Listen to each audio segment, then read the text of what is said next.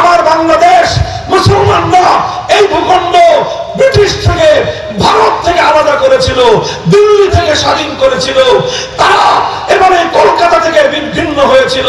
উদ্দেশ্য ছিল একটাই, আমরা একটা ভূখণ্ড চাই।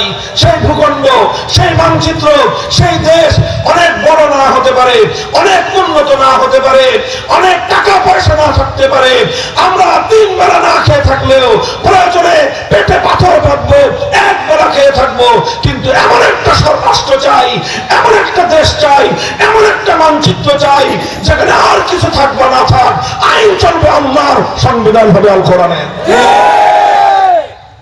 1970 সালে যখন জাতীয় নির্বাচন হয়, তখন এই দেশের বাংলাদেশের মানুষের নেতা, আওয়ামী লীগের নেতা শেখ মুজিবুর রহমান সাহেব, তিনি ঘোষণা করেছিলেন, আমাদেরকে ভোট দাও, আমরা যদি নির্বাচিত হতে পারি তাহলে আমরা ওয়াদা করছি কোরআন সুন্নাহর বিরুদ্ধে কোনো আইন আমরা করব না।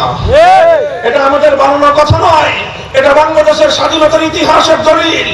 1970 সালে আওয়ামী লীগের নির্বাচনী ইশতেহার, এটা সেই ইশতেহারের মধ্যে কোরআন এবং সুন্নাহর বিরুদ্ধে কোনো আইন তৈরি না করবার ওয়াদা করা হয়েছিল।